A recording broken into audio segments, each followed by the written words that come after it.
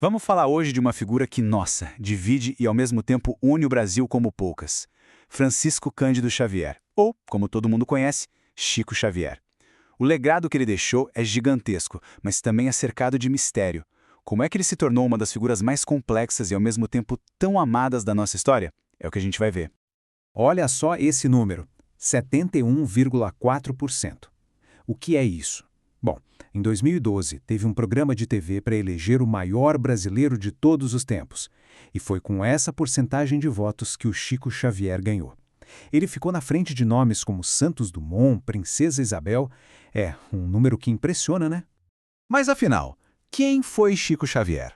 Ele foi um autor que escreveu centenas de livros, foi um médium super famoso, um filântropo que não parava nunca e se tornou um verdadeiro ícone nacional. A grande pergunta é: como é que um simples funcionário público se transformou numa das figuras mais queridas e também mais controversas do Brasil?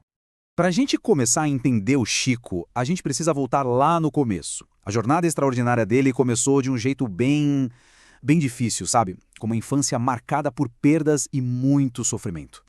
Ele nasceu em 1910, numa família bem pobre, e com apenas 5 anos de idade ele perdeu a mãe. Foi entregue para uma madrinha e, segundo os relatos, sofreu abusos terríveis. Foi justamente nesse período tão duro que ele disse ter começado a se comunicar com o espírito da mãe dele. E, aos 17 anos, ele abraçou de vez a doutrina espírita. E o mais marcante dessa fase é o peso que essas supostas conversas tinham para ele. Segundo os biógrafos, eram literalmente os únicos momentos em que o menino encontrava um pouco de paz. Essa experiência foi a base, o alicerce de toda a crença que ele carregou pelo resto da vida. Pois é, essas experiências tão fortes da infância acabaram dando origem ao que ele mesmo chamaria de sua missão de vida. Uma missão que resultaria numa quantidade de livros e textos que é, bem, inacreditável.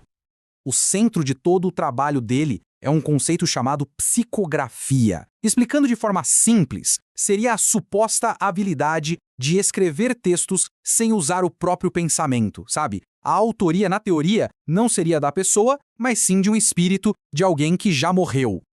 E a escala da produção dele foi uma coisa impressionante. A gente está falando de mais de 450 livros escritos e publicados. É um volume de trabalho que desafia qualquer explicação mais simples.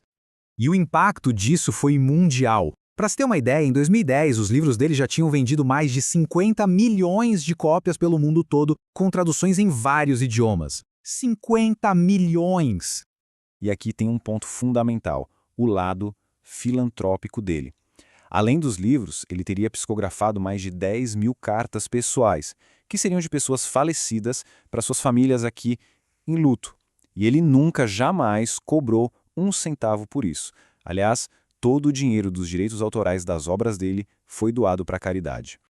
Bom, como era de se esperar, com tanta fama veio também um escrutínio. Conforme ele ficava mais e mais conhecido, crescia também o debate, um debate bem intenso, sobre a autenticidade das habilidades dele.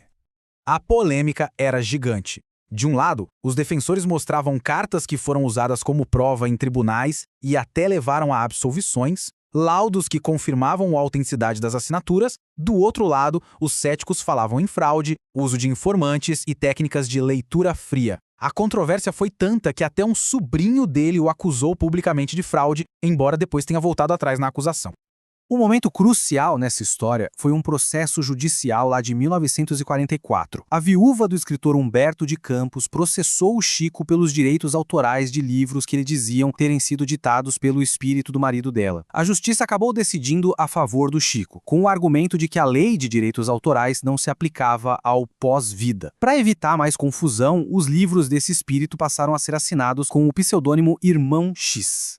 Aí nos anos 70, o Chico Xavier foi para a TV e literalmente parou o Brasil. As entrevistas dele no programa Pinga Fogo foram um evento. A segunda, em especial, teria alcançado a marca histórica de 86% de audiência. Foi ali que ele deixou de ser uma figura só do espiritismo para se tornar um fenômeno cultural em todo o país.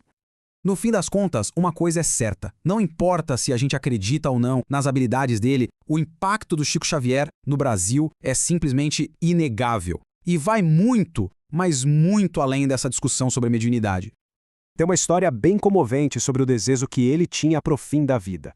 Ele costumava dizer aos amigos que gostaria de morrer num dia de grande alegria nacional, para que a morte dele não causasse tristeza para ninguém.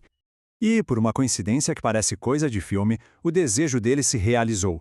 No dia 30 de junho de 2002, o mesmo dia em que o Brasil inteiro celebrava o pentacampeonato na Copa do Mundo, Chico Xavier faleceu, aos 92 anos, de uma parada cardíaca. O reconhecimento que ele recebeu foi enorme. Ele foi indicado ao Prêmio Nobel da Paz com o apoio de 2 milhões de assinaturas, foi eleito Mineiro do Século e, depois de falecer, foi inscrito no livro dos heróis e heroínas da pátria. Hoje, rodovias, prêmios e memoriais levam o nome dele. No final, o que fica do Chico Xavier, para além de qualquer crença, é o legado de uma vida inteira dedicada aos outros.